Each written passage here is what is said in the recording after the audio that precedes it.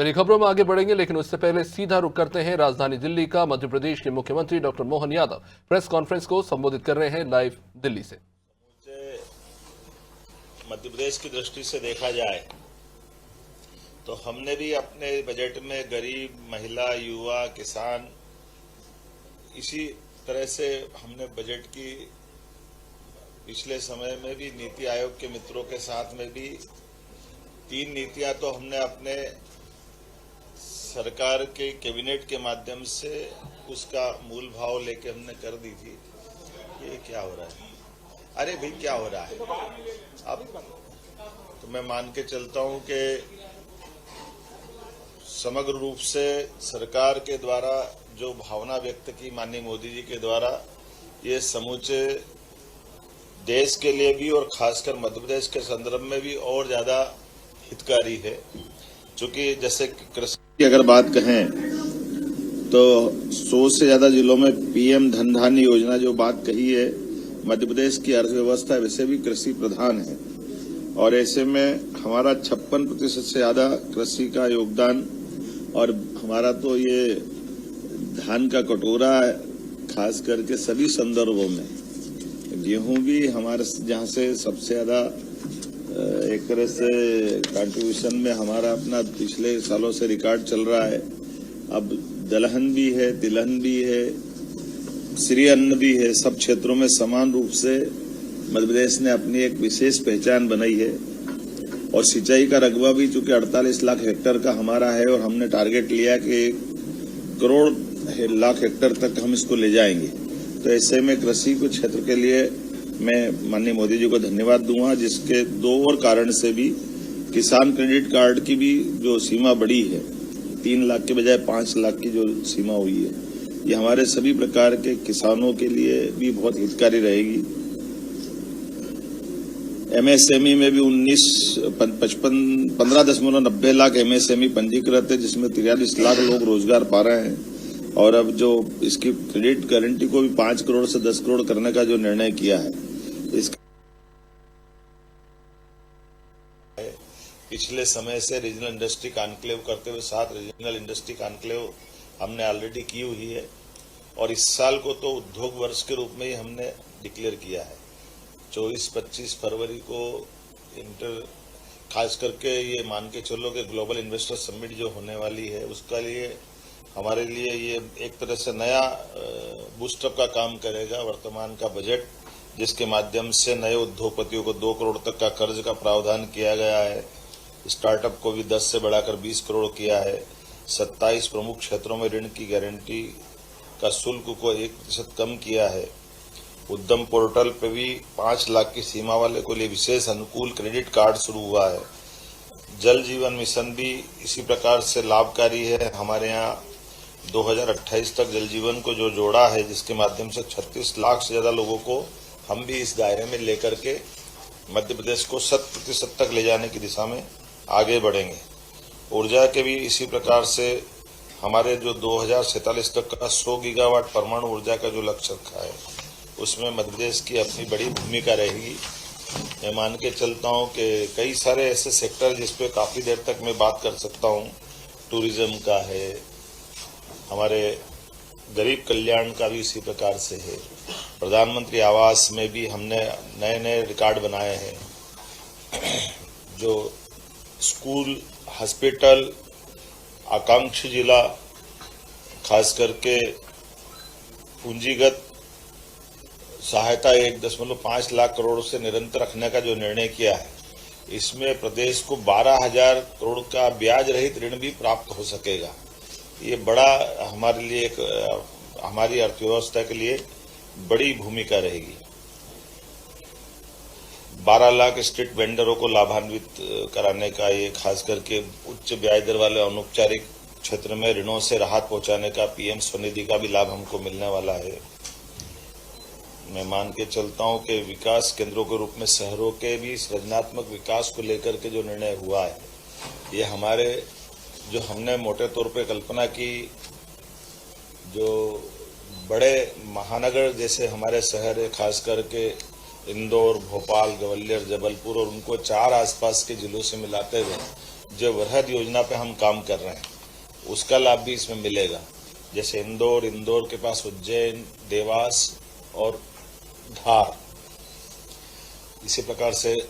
राजधानी वृहद परियोजना में हम भोपाल, विदिशा, सीहोर, रायसेन इनको जोड़ करके इसका प्लान कर रहे हैं। मैं उम्मीद करूंगा कि एक खासकर हमने भी अच्छे से तैयारी की है। इसी प्रकार से स्नातकोत्तर चिकित्सा महाविद्यालयों की संख्या भी हमने जो बढ़ाई है उस बढ़ी हुई संख्या में लगभग 17 हमारे पास गवर्नमेंट मेडिकल कॉलेज है, 13 प्राइवेट मेडिकल कॉलेज है, लगभग 30 मेडिकल कॉलेज आज हमारे प्रदेश में विद्यमान है जिनका लाभ मिल रहा है। और भविष्य में 2 साल के अंदर लगभग हम वापस अपने स्तर पर 25 मेडिकल कॉलेज फिर ला रहे हैं। तो स्वाभाविक रूप से ये जो मेडिकल को लेकर के जो 75,000 सीटों का प्लान किया है आगामी 5 वर्ष के लिए, एक तरह से मेडिकल चिकित्सा का और मेडिकल का ये हब बन जाएगा मध्य प्रदेश।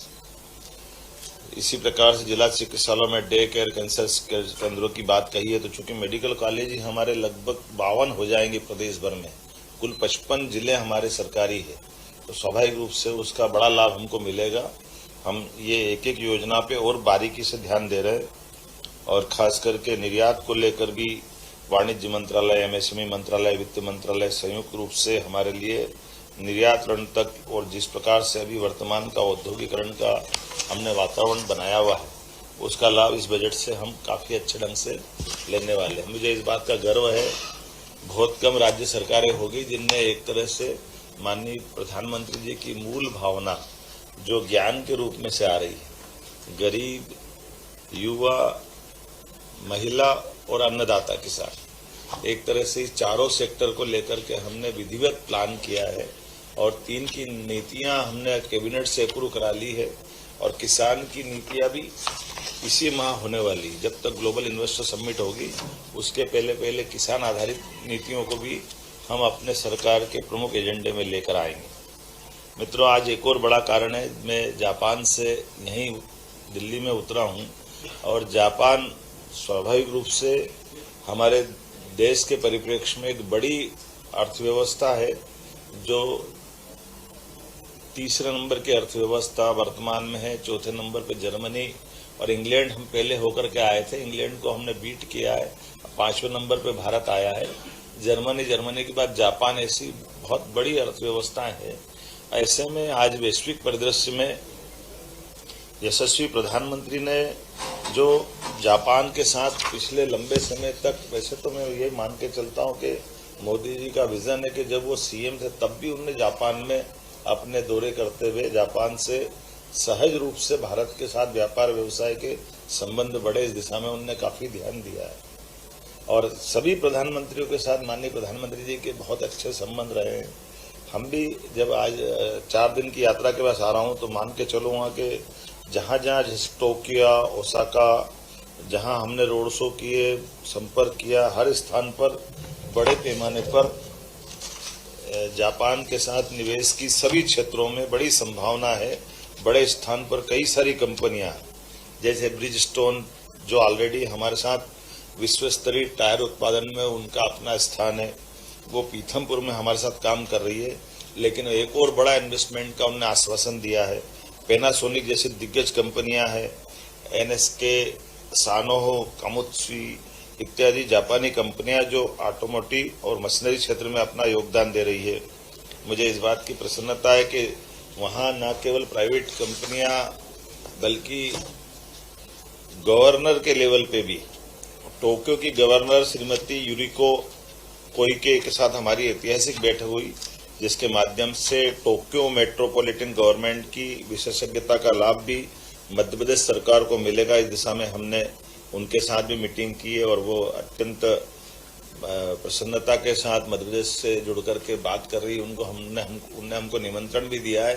कि एक उनके यहाँ इन्वेस्टर समिट टाइप का कार्यक्रम हो रहा है, तो आप अपने दल को भेजिए।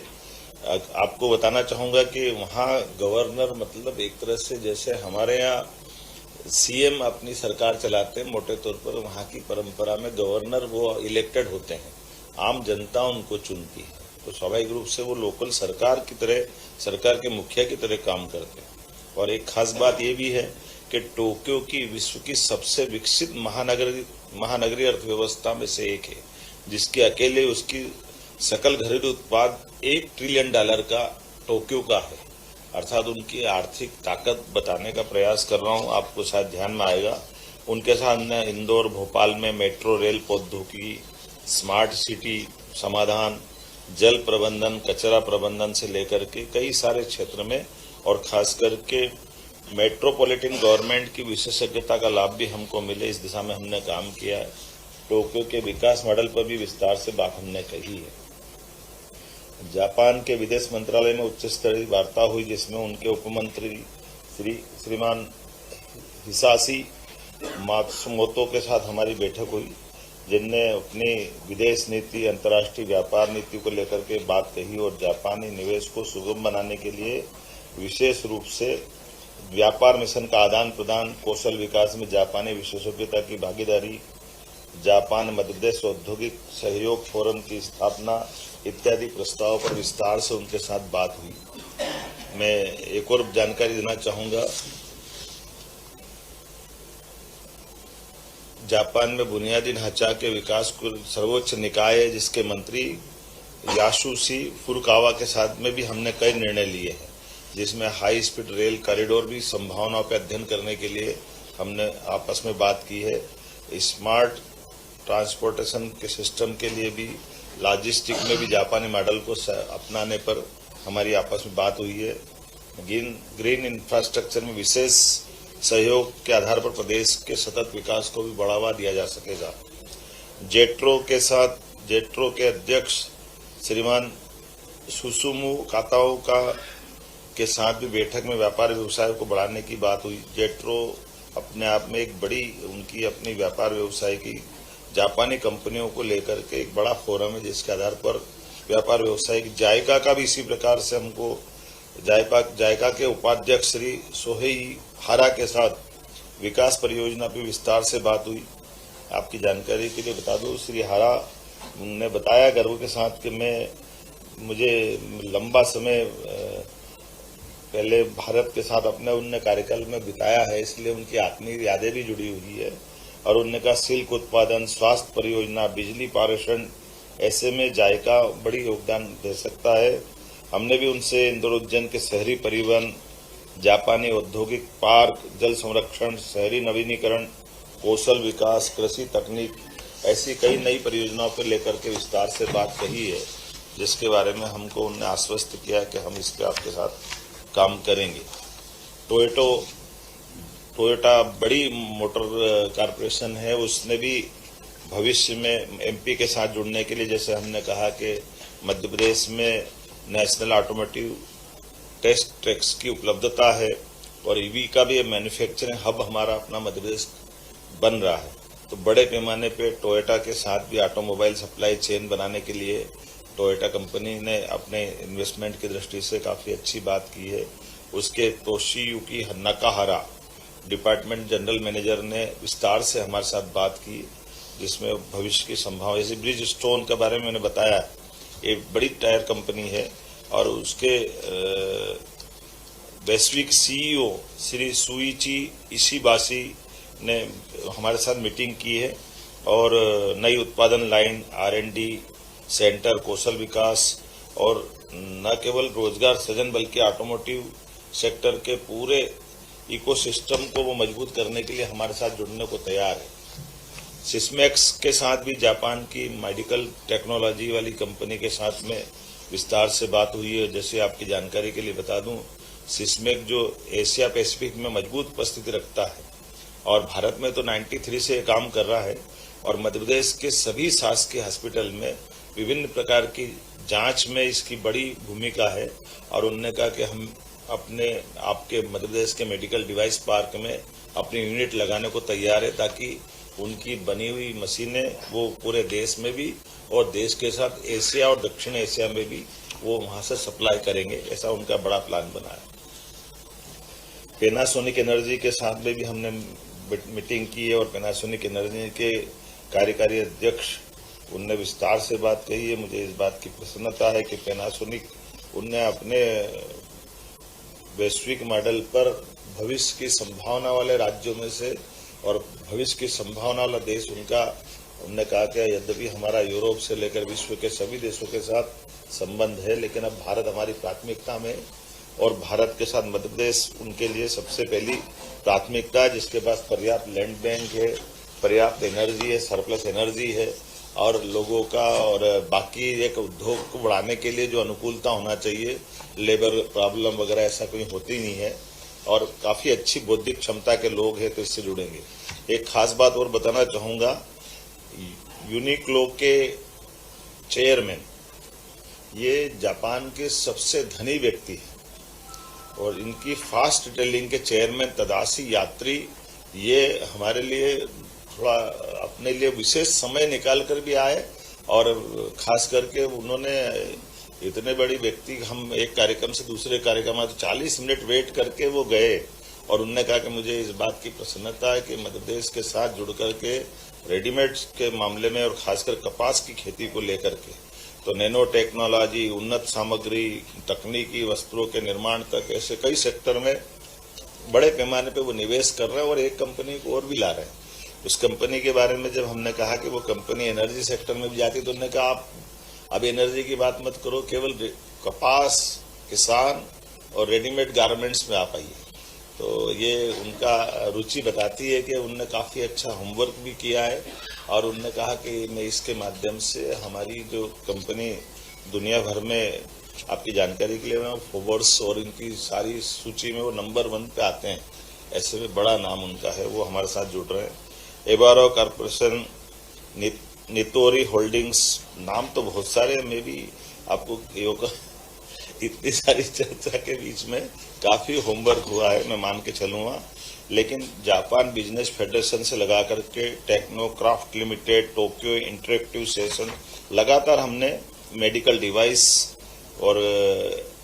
याकोगावा इलेक्ट्रॉनिक्स कॉर्पोरेशन से लगाकर इन सबसे रणनीतिक आधार पर व्यापार व्यवसाय की बड़ी संभावना पे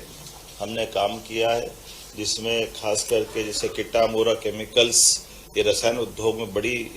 उन्होंने संभावना दिखाई है। निप्पाई कोई इंजीनियरिंग में, एप्सन इलेक्ट्रॉनिक्स में, मित्सुई ऊर्जा में, रसायन में, हिताची विद्युत उपकरण में, नोकिया आईटी हार्डवेयर में, सुमितोवा वित्त में, सोजिट्स इंजीनियरिंग में, यासुदा लॉजिस्टिक्स में,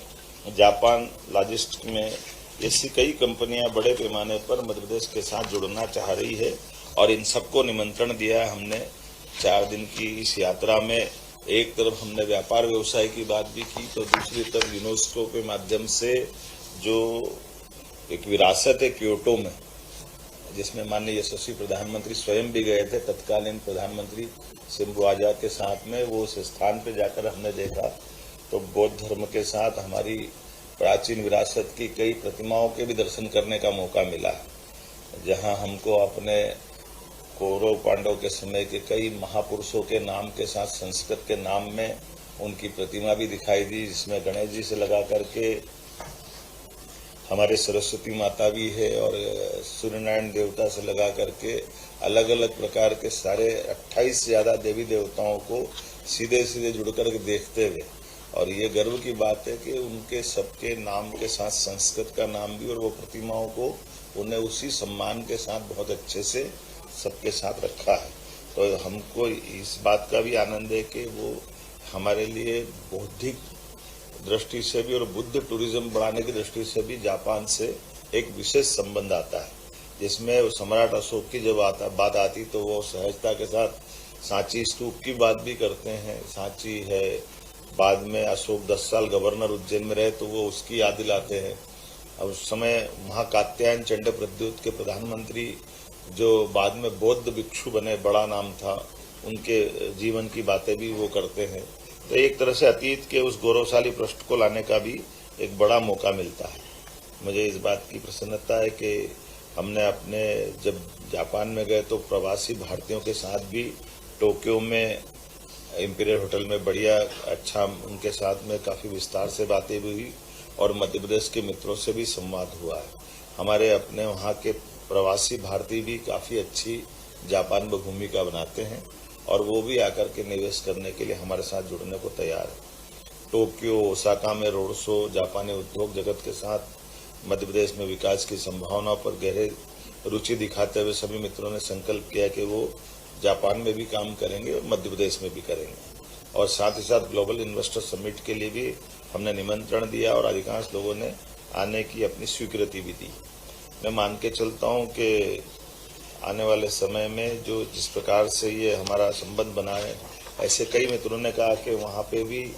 एक्सपो होने वाला है तो आप अपने दल को भी राज्य से भेजिए। तो हम तैयारी कर रहे हैं कि हम वहां पे अपने लिए भेजें। हमारी ग्लोबल इन्वेस्टर समिट में भी 4 प्रमुख विभागीय सम्मेलन हम करने वाले हैं, जिसमें खास करके विभागीय समिट में आईटी, एनर्जी, टूरिज्म, एमएसएमई, विशेष प्रवासी सत्र, sectoral session, buyer seller meet इत्यादि होने वाली है। ऑटो और टेक्सटाइल एक्सपो के साथ नवीन तकनीक का प्रदर्शन भी आकर्षण का केंद्र रहेगा। तैयारी राज्य स्तर पे काफी अच्छी हम कर रहे हैं और उम्मीद कर रहे हैं कि हमारे जो एक तरह से चारों क्षेत्रों से ग्वालियर, चंबल, महाकौशल, विंध्य, मालवा, निमाड़ और मध्य भारत, इस चारों क्षेत्रों से पर्याप्त रूप से हमारे प्रदेश के अंदर ये निवेश का जो मौका मिलेगा वो पूरे तौर पे राज्य के हितकारी रहे, इस दिशा में हम काम कर रहे हैं। और इसी को पूरा करने के लिए आपकी जानकारी के लिए मुंबई, बेंगलुरु, हैदराबाद, पुणे, कोयम्बटूर, कलकत्ता में हम इसके रोड शो कर चुके हैं और उसी सिलसिले में यूके, जर्मनी के बाद अभी जापान की हमारी यात्रा रही है। हर जगह से जो रिस्पांस आया वो बहुत अच्छा आया। मैं मान के चलता हूं कि जिस प्रकार से हमने तैयारी की है निश्चित रूप से उसका लाभ हमको मिलेगा। मुख्यमंत्री जी, आपने अभी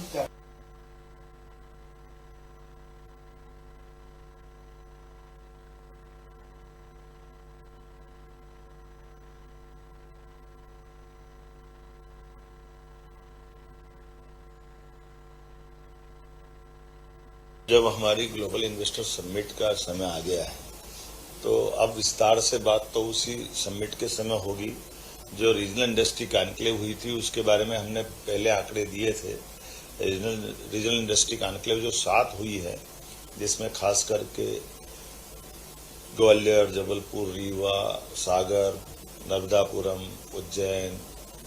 और शहडोल, और 7 में लगभग 3 लाख से ज्यादा लोगों को रोजगार मिलेगा, 4 लाख से ज्यादा निवेश के उस समय हमको एक तरह से ये आश्वासन मिले थे और इस पर हमने काम भी किया है।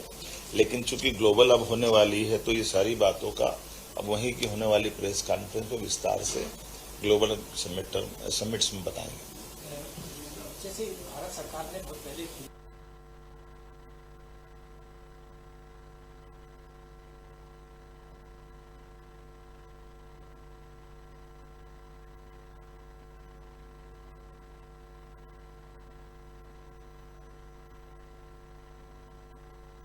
बिल्कुल बड़ी बात है कि हमारे लिए मध्य प्रदेश की जो भौगोलिक स्थिति है, ये सभी व्यापारी घरानों को सबको मालूम भी है। जो भारत में जुड़ रहा है या भारत के साथ साथ एशिया के भी कई सारे देशों के साथ जो भौगोलिक रूप से जुड़ना चाहते हैं या पोर्ट से, कार्गो से, कई कारण से वो अपने उत्पाद को पूरे देश या बाकी दुनिया में सप्लाई करना चाहते, तो मध्य प्रदेश की तरफ बहुत आशा भरी निगाह से भी देखते हैं। हमारा पर्याप्त लैंड बैंक, भौगोलिक स्थिति, जब हमारे पास रेल से, रोड से, एयर कनेक्टिविटी से सब प्रकार के संसाधन इतने अच्छे हैं कि कोई भी व्यापार घराने को जो बेसिक नीड है वो वहां सब मिलती है। तो ऐसे में सबने तैयारी की थी, इसी आधार पर बात करें। जब तक आपने जापान यात्रा के दौरान आपने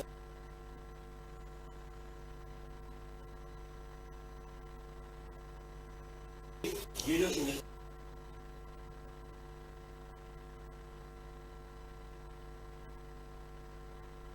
दो बातें एक साथ तो नहीं बताऊंगा मैं आपको, एक अलग अलग बातें हैं। एक तो हमने ये स्थान बदला है, अभी तक इंदौर होती थी, अब हमने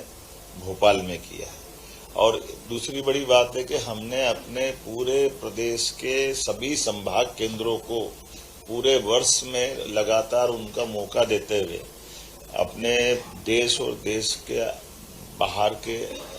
या अंदर राज्य के लोगों को मौका दे करके हमारी निवेश पॉलिसियों के आधार पर निवेश करने के लिए प्रेरित किया। भोपाल में पहली बार ग्लोबल हम कर रहे हैं, तो एक तरह से राजधानी में होना ये सौभाग्य की बात भी है। और जिस ढंग के रिस्पांस मिल रहे हैं, एक तरह से एक दिन कोई कार्यक्रम करता है 1-2 साल 3 साल में तो गैप हो जाता है, लेकिन सतत रूप से जब आप काम करते हो तो पूरा एक एटमॉस्फेयर बन जाता है और उसका लाभ हमको मिल रहा है। इसमें लोगों का इंटरेस्ट भी दिख रहा है। औद्योगिक घरानों में से कई सारे लोग अब हमारे कोई भी रोड शो, इन्वेस्टर से संबंधित कोई कार्यक्रम करते हैं तो सहज रूप से जितने लोग हम अपेक्षा करते हैं उससे ज्यादा लोग वहां हमको मिलते हैं। इसका मतलब है कि अपने आप में अंडर करंट एक सकारात्मक माहौल बना है। तो मैंने इसलिए स्वाभाविक रूप से बैठा हूं कि यशस्वी प्रधानमंत्री ने अहमदाबाद मुंबई के लिए बुलेट ट्रेन की बात कही है। ये बात सही है कि हमारे यहाँ भी जो मेट्रो ट्रेन के जो प्रोजेक्ट हैं जिस पे हम काम कर रहे हैं, तो अब आने वाले समय में इसमें और क्या क्या सुधार हो सकता है, कैसे बढ़ना चाहिए, तो ऐसे में हम इन कंपनियों से बात भी कर रहे हैं कि अब कोई नई टेक्नोलॉजी आ रही है तो कैसे बढ़ सकते हैं। भारत सरकार के मार्गदर्शन में हम जैसा जैसा वो बताते जाएंगे वैसे हम आगे बढ़ना चाहते हैं।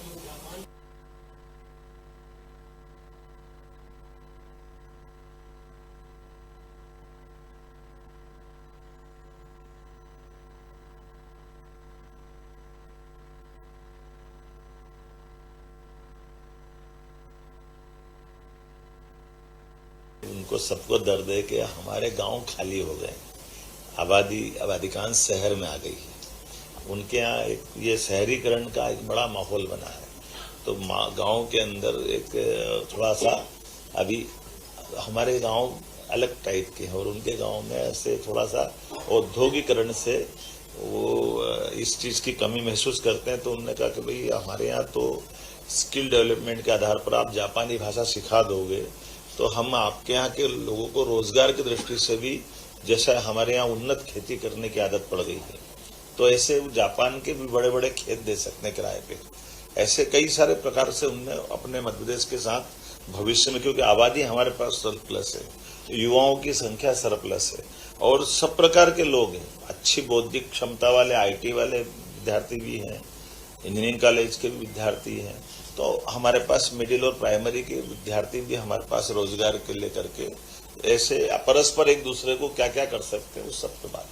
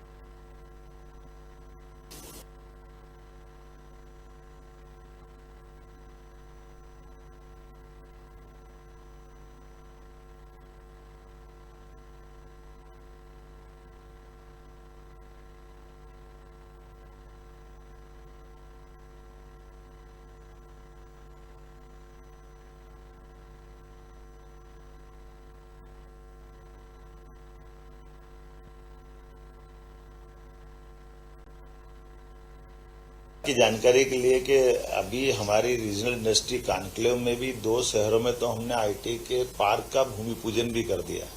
रीवा और उज्जैन, जहां हमारे काम भी चालू हो गए। और जानकारी के लिए बता दूं कि 90% बुकिंग हो गई और ऐसा लग रहा है कि 1-2 महीने फिर वापस सेकंड पार्ट का भूमि पूजन करना पड़ेगा। हमने IT से लगा करके 25 अलग अलग मंत्रालय की अच्छी पॉलिसियां अनाउंस की है। उसमें डेटा सेंटर से लेकर के सभी प्रकार की बड़ी स्कोप पूरे प्रदेश में आ रही है। तो ये मान के चलें कि डाटा सेंटर जब बनेगा तो उसका लाभ भी एक तरह से बड़े पैमाने पर हमको मिल रहा। IT में भी, निजी सेक्टर में भी बड़ी बड़ी कंपनियां हमसे जुड़ना चाहती, तो IT हो, इलेक्ट्रॉनिक्स हो, ऑटोमोटिव हो, सब सेक्टर में लोग आते हैं।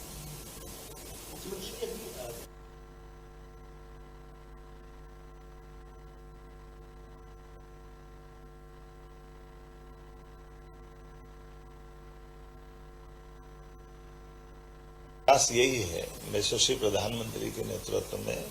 हमारे राज्य के अंदर की जो संभावना उसको लेकर के बाकी देश में और देश के बाहर जाकर के भी बात कर रहे हैं। जब हम ग्लोबली बात करते हैं तो स्वाभाविक रूप से जो, जैसे उदाहरण के लिए हमारा जिस क्षेत्र में अच्छी दखल है उन सारी बातों के साथ बड़े पैमाने पे युवा शक्ति भी हमारे साथ है, आबादी भी हमारे साथ है। और ये कई सारे ऐसे, आप कभी कल्पना करो, जर्मनी उसकी आबादी कितनी है, जापान की आबादी कितनी है, लेकिन इकोनॉमी में कितना बड़ा बना है। जो उनके साथ प्लस है उसको प्लस को सीख लें, और जो हमारा सरप्लस है उससे हम उससे जोड़ करके कैसे एक दूसरे के पूरक बन पाए, इसी से